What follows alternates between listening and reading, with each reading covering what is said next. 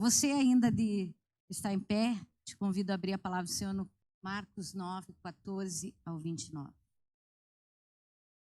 Amém, irmãos? Diz assim a palavra do Senhor. Quando eles se aproximaram dos discípulos, viram numerosa multidão ao redor e que os escribas discutiam com eles.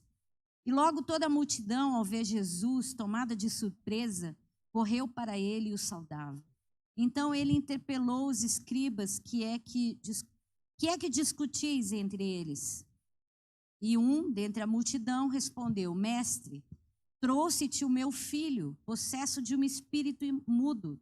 E este, onde quer que o apanha, lança-o por terra, e ele espuma, rilha os dentes e vai definhando.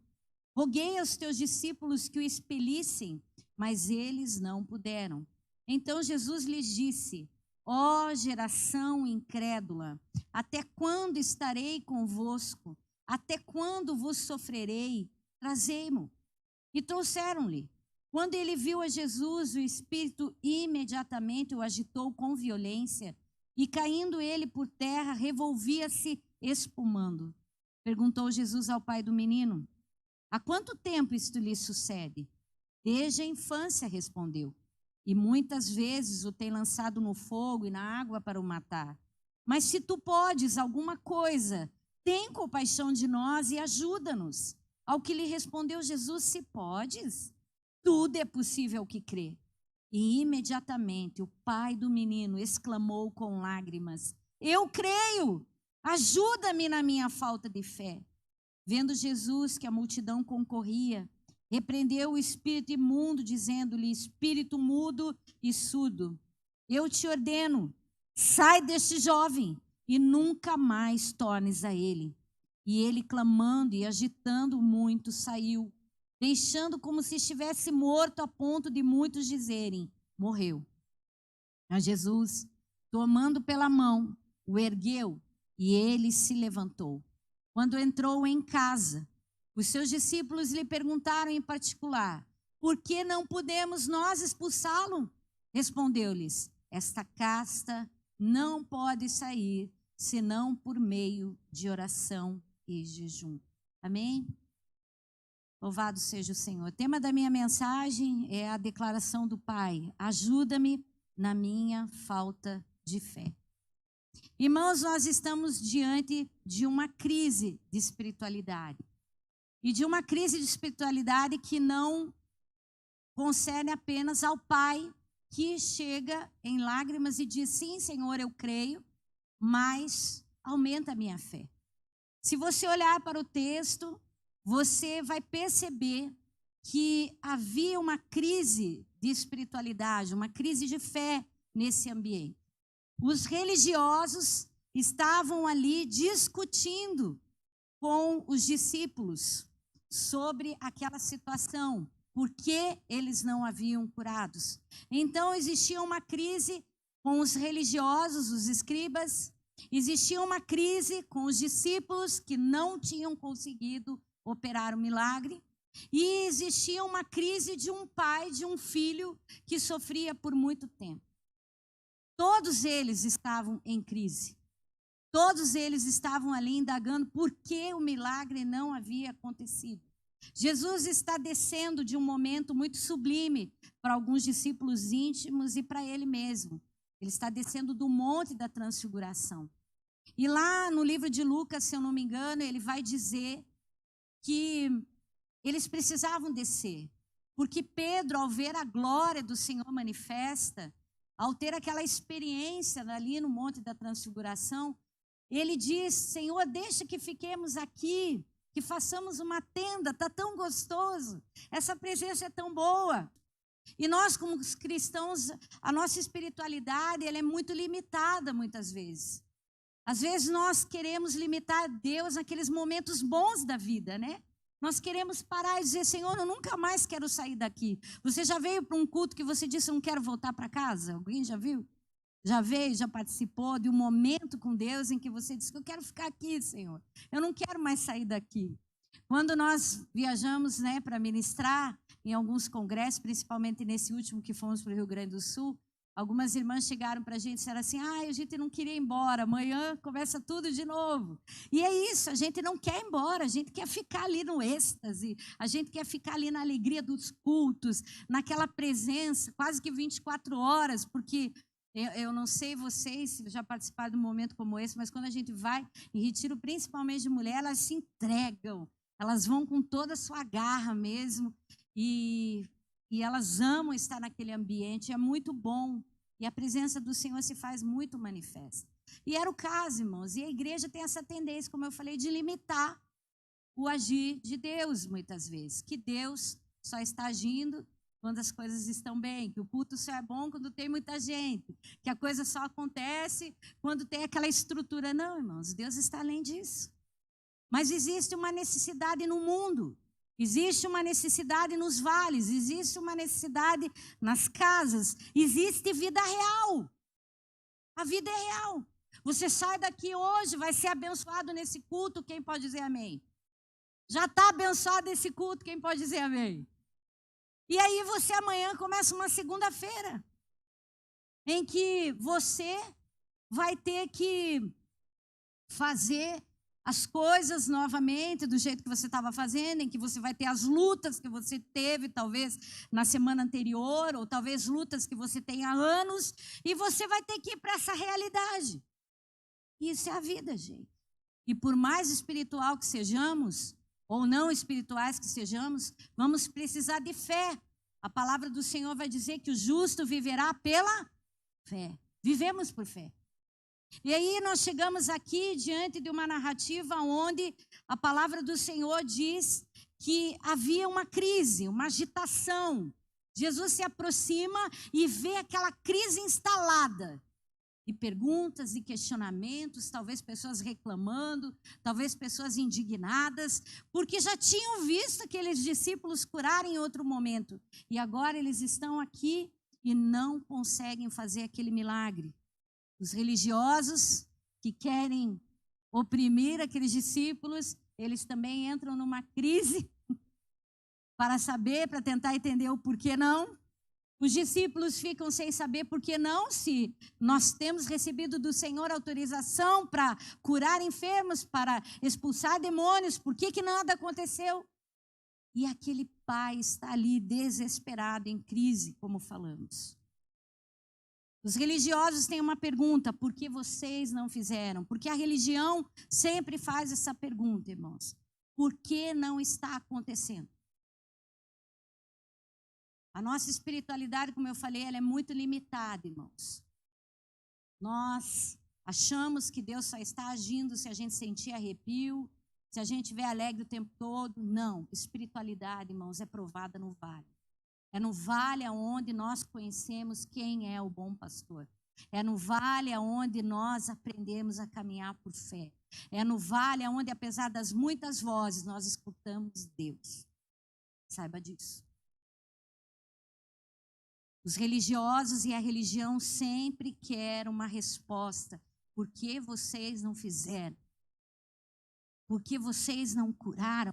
Aonde está o Deus de vocês? Não importa se você é evangélico, se você é católico, macumbeiro, sempre haverá aquela pergunta: por que vocês não fizeram? A religião faz essa pergunta.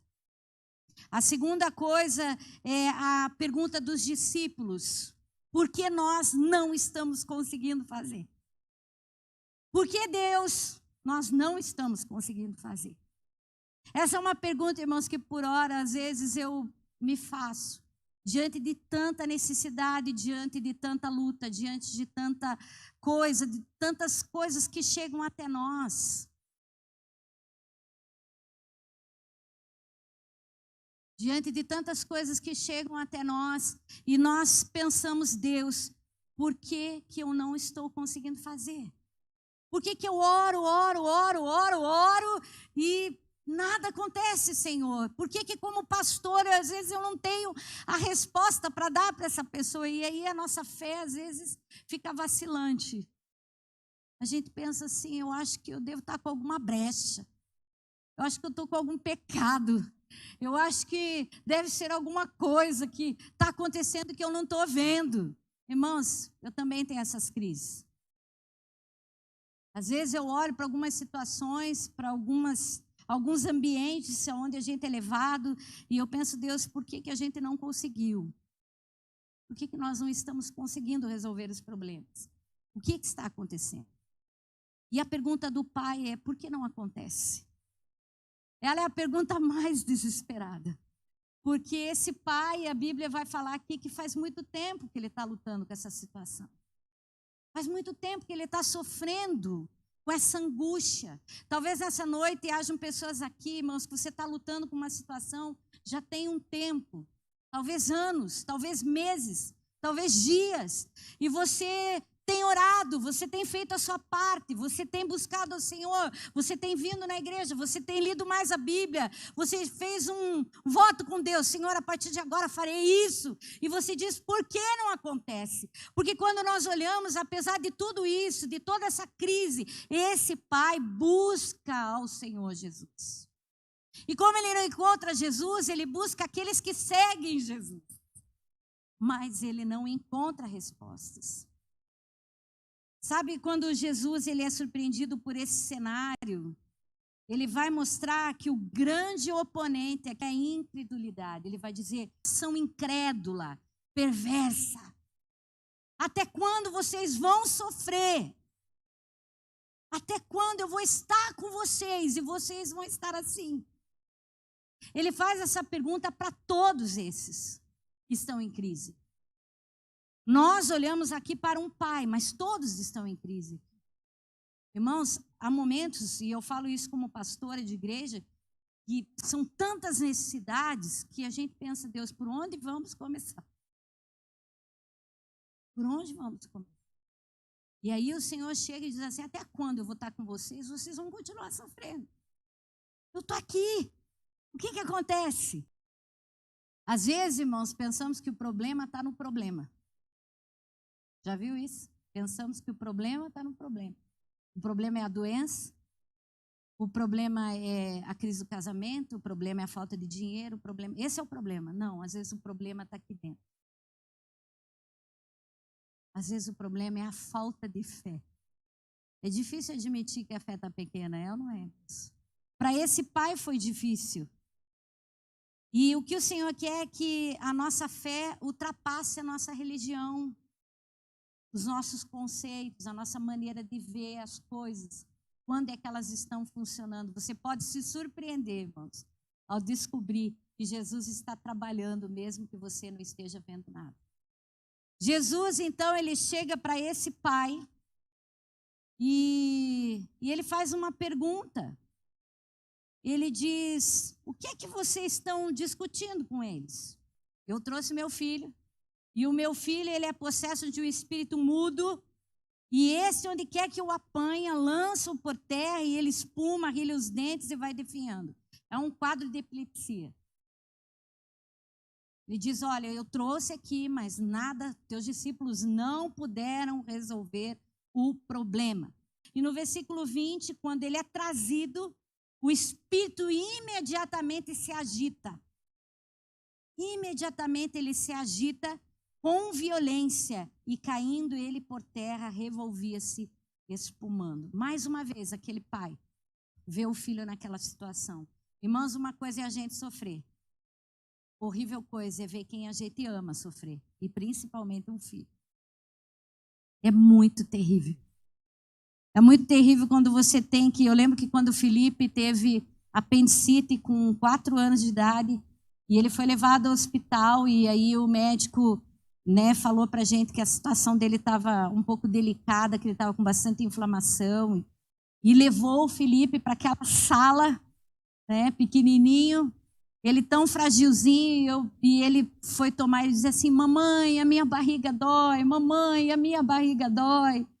E eu disse, não, vai ficar tudo bem, filho, vai ficar... Mamãe, eu não quero que você vá embora. E o Felipe, e o Emerson, a gente ficou chorando ali. E eu pensando na veinha dele pequenininha, ele pegar a veia, tomar anestesia, tantas coisas, né? Então, você imagina, irmãos, mais uma vez aquele pai que estava ali buscando ajuda, está vendo o filho dele mais uma vez passar por aquilo. E eu só passei aquele dia, mas o texto vai falar que Jesus faz uma pergunta: há quanto tempo isso acontece? Há quanto tempo teu filho sofre com isso? E o pai vai dizer: faz muito tempo. E aí, irmãos, Jesus, ele vai continuando, ele conta toda a situação, até que Jesus fala para ele, depois de uma oração: Senhor, se podes, se tu quiseres, ele nem pergunta se tu queres, se o Senhor pode, cura o meu filho.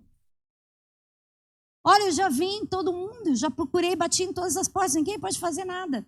Mas, se tu quiseres, podes alguma coisa, cura o meu filho. Sabe aquela oração no escuro que você faz assim, que você não acredita em mais nada, e daí você faz a última oração das últimas orações? Algumas que a gente ouve de pessoas que se convertem. Eu estava lá no hospital, eu não criei nada, e eu fiz uma oração assim: se Deus, tu existes, me cura, me tira daqui, eu vou ficar crendo. Eu vou para a igreja, eu vou ler a Bíblia. Alguém já ouviu um testemunho assim? Eu já ouvi. Aquelas orações que você nem sabe para quem e o que está olhando. Então o Senhor responde para ele: se podes, tudo é possível ao que crê. Tudo é possível. Eu não fracasso nunca, Jesus está dizendo para ele. Você crê? E aí, quando nós somos colocados diante desse Deus que pode o impossível, eu preciso entender que a única saída, em alguns momentos, por isso que eu falei que o problema nem sempre é o problema talvez seja esse que a gente vai falar agora, ele está dentro de você, ele se chama pequena fé. É confessar a minha falta de fé. Quando Jesus diz para ele: se eu posso, tudo é possível crer. Nessa noite, para você que tem feito uma oração para Deus: Senhor, muda a minha história. Se tu puderes, muda a minha história. Se eu posso, eu posso. Crê. E ele diz: sim, Senhor, chorando, eu creio. Mas aumenta a minha fé. Que engraçado crer e não ter fé para viver o milagre. Essa é a situação. E aí eu queria falar sobre 3 coisas, irmãos, porque a nossa fé é abalada a partir do que o próprio texto diz. Por que a nossa fé ela diminui? E a primeira resposta que nós temos a partir do texto é um sofrimento contínuo. Pessoas que estão vivendo uma dor contínua, uma luta contínua, são abaladas na sua fé. A sua fé fica abalada. Eu quero dizer que você não precisa, e você não precisa fingir que é um super crente o tempo todo, e nem um super campeão cristão, irmãos. Nós somos gente. Nós sentimos dor, sentimos medo, nós ficamos fracos, nós desanimamos. Mas nós precisamos confessar a nossa falta de fé e dizer como esse pai: Senhor, eu creio. E é por isso que eu estou aqui na igreja. Talvez tenha gente aqui que diria para mim: eu creio em Deus. Eu creio muito em Deus. Mas eu não tenho uma fé para viver um grande milagre. Ajuda a minha falta de fé. Será que tem alguém aqui assim hoje, nessa noite? Um sofrimento contínuo. O texto vai falar aqui, quando Jesus pergunta para ele, a gente ouviu, né? Quanto tempo que isso acontece? Desde a infância. O texto não diz quantos anos esse jovem tinha, mas o texto diz que ele já era jovem. Então fazia muito tempo que aquela criança sofria, aquele pai via aquilo. Então o sofrimento contínuo, aquelas situações não resolvidas na nossa vida, elas abalam a nossa fé, sim. Elas abalam a nossa fé. A palavra do Senhor em Provérbios vai dizer assim, que a esperança que se adia faz adoecer o coração. Mas a resposta certa, ela nos alegra. Quantos talvez aqui nessa noite, nos assistindo, estão passando por um sofrimento contínuo, de anos, por situações mal resolvidas. E você talvez lute com você mesmo em admitir: a minha fé está abalada. Ajuda-me, Senhor, na minha falta de fé. Porque eu já não sei mais como pedir. Eu já não sei mais como orar.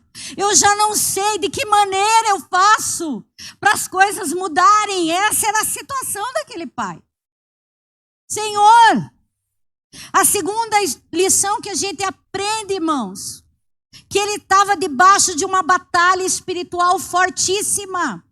Eu quero dizer algo para você, irmãos. Nem tudo é só doença, é só problema. Ele tem uma razão de ser. E no caso desse menino é que o inimigo, ele jogava esse menino no fogo, na água. Ele brincava com a vida desse menino. Para quê? Para que aquele menino morresse. Versículo 22, e muitas vezes o tem lançado no fogo e na água para o matar. Mas se tu podes alguma coisa, Senhor, porque eu não aguento mais ver o diabo roubar a vida do meu filho. Ele reconhecia que aquilo era uma forte batalha espiritual. Irmãos, eu quero dizer algo para você. Eu não consigo compreender o quão incrédulos essa geração está se tornando. Porque nós não compreendemos que somos espirituais. Quem compreende que é espiritual aqui? E que o inimigo luta para matar, para destruir tua família, destruir tua vida, destruir os teus negócios, destruir a tua história.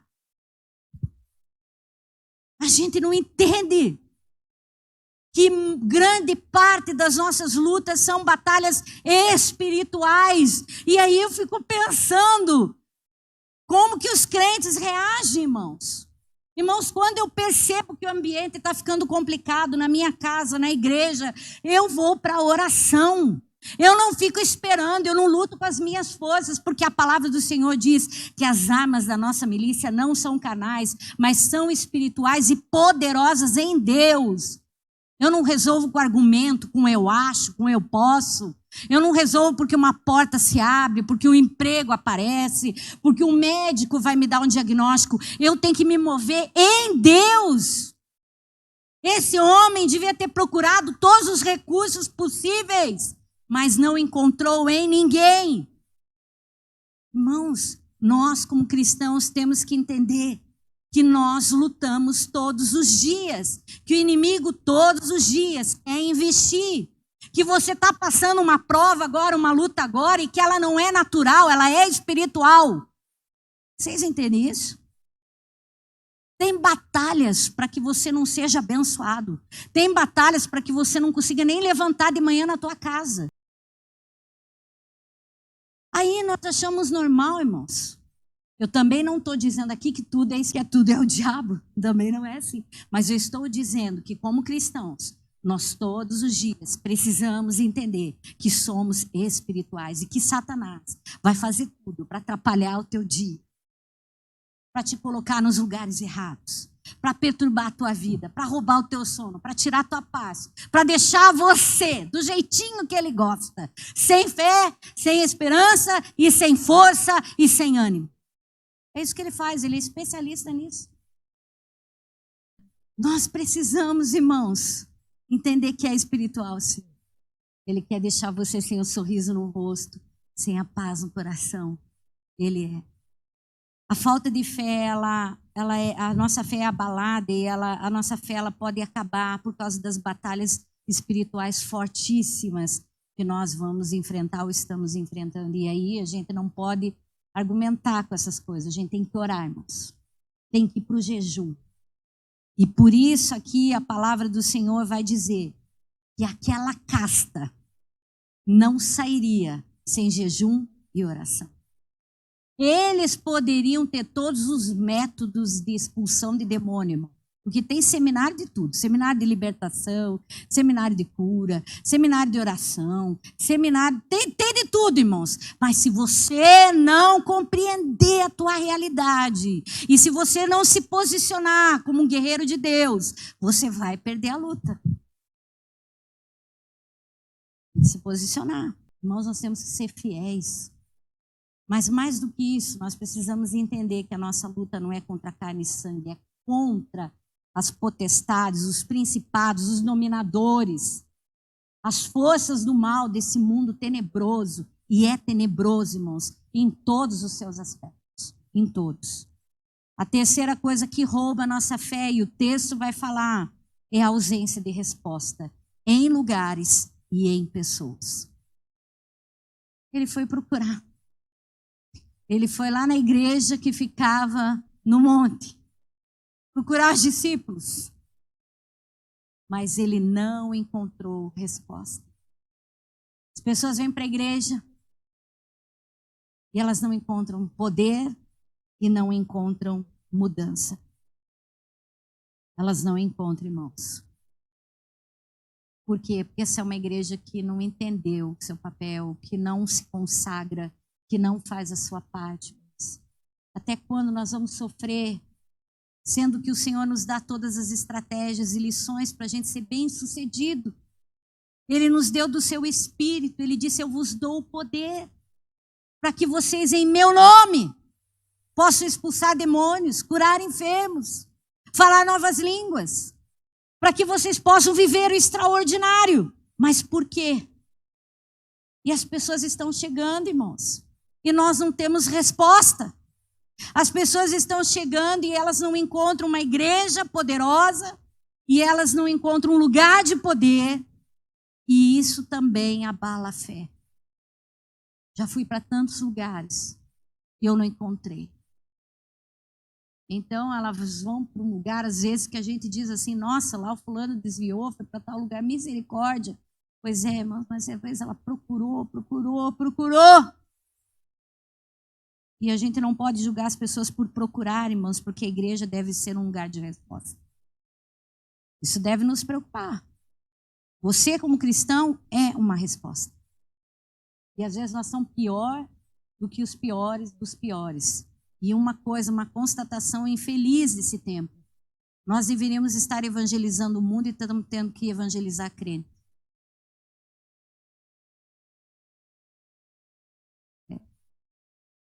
Forte, né? Irmão, você tinha que estar avançando, tinha que estar botando a mão na cabeça dos outros e vendo o milagre acontecer. Você tinha que estar sendo uma resposta para essa geração. E eu quero acreditar aqui nesta igreja que o Senhor vai levantar uma igreja poderosa.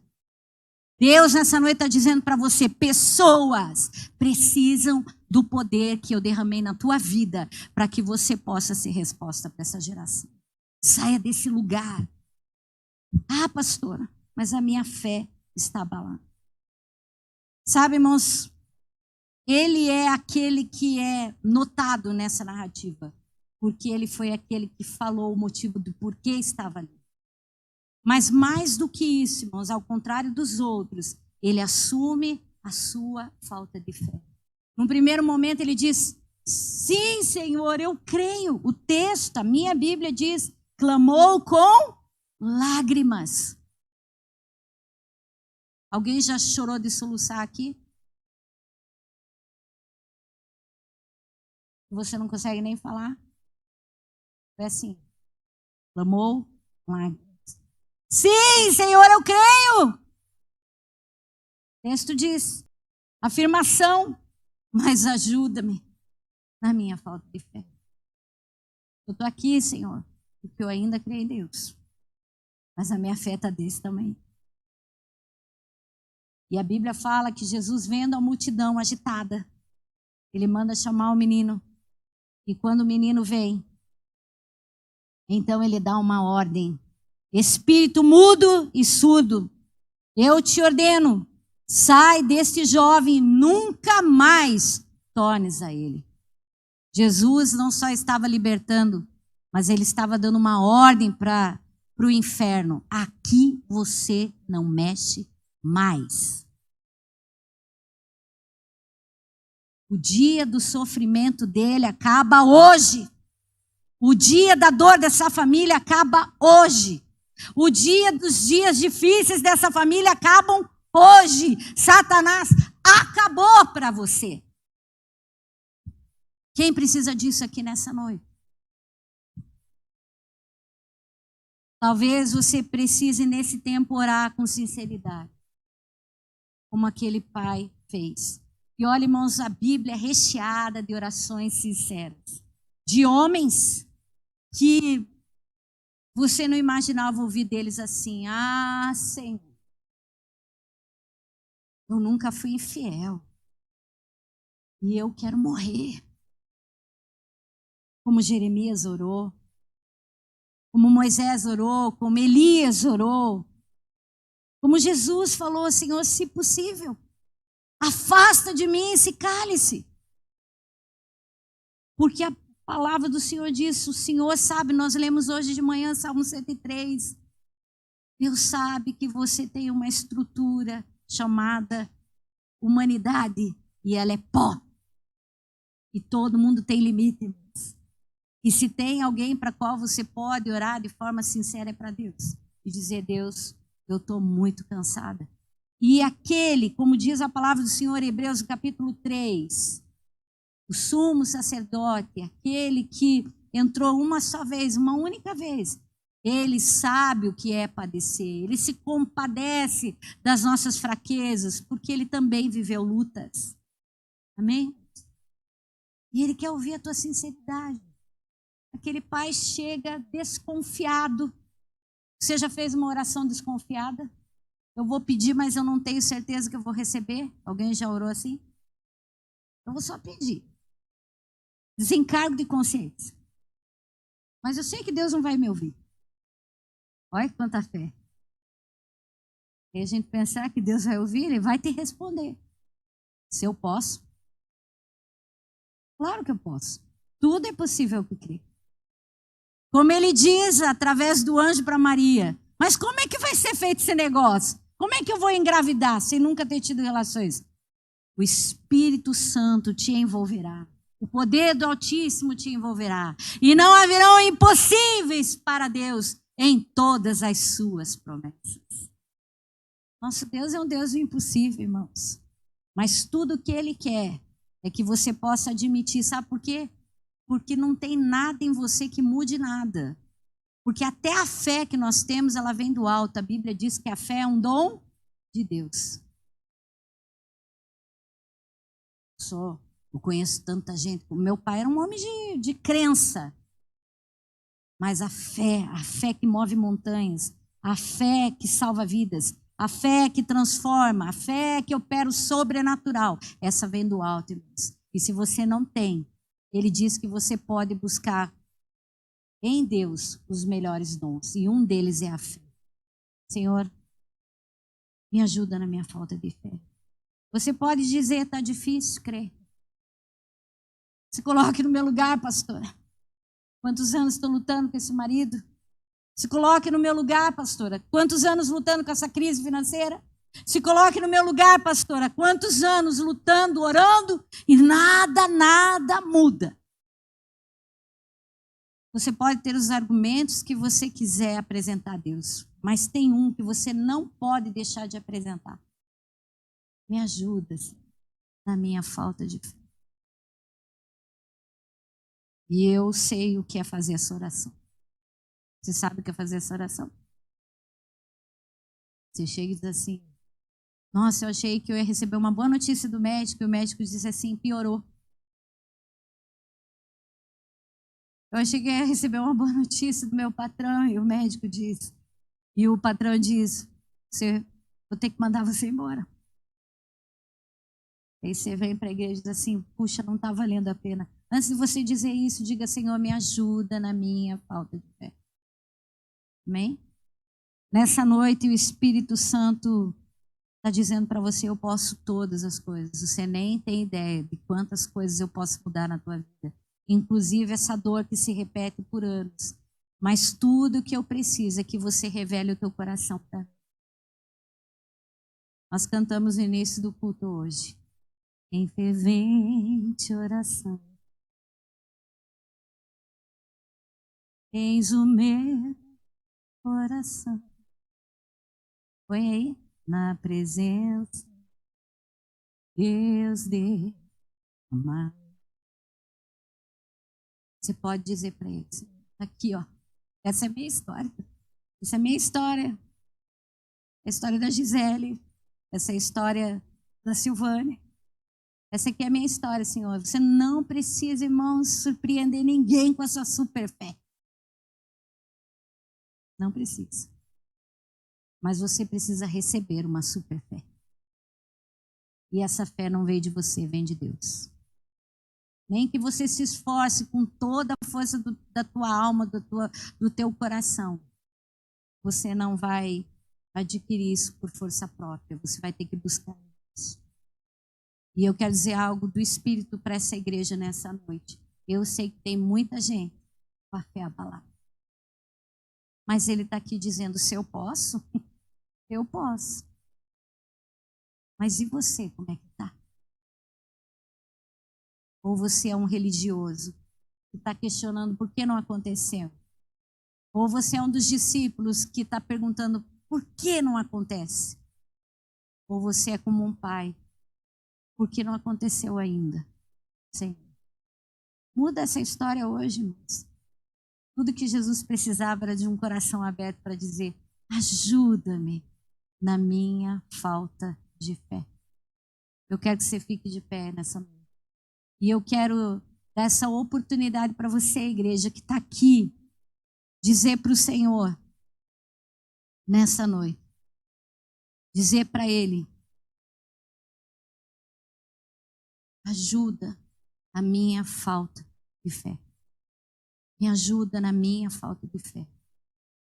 E se você está com uma super fé, ora por aquele que está com uma pequena fé. Talvez você não é mais, se diz assim, mas pastor, eu não tenho problema nenhum, mas você não vem mais na igreja como antes. Você não lê mais a Bíblia como antes. Você não se preocupa com as coisas de Deus como antes. Eu quero dizer, irmãos, que eu poderia sentar com você e descobrir que talvez a tua espiritualidade está bem parecida com um desses que eu falei aqui. Mas você também pode dizer, você talvez não tenha um super problema para resolver, mas a tua fé não é mais a mesma. Aí você pode dizer para Deus, ajuda na minha falta de fé. Isso é para todos nós, irmãos. Até eu passo por esse vale às vezes. Eu digo, Deus, se o Senhor não me ajudar, eu não sei como eu vou continuar prosseguindo. Eu também, como os discípulos, faço a pergunta, Senhor, por que nós não conseguimos? Sabia? Já orou assim, pastor Chá? Por que eles conseguem ou não?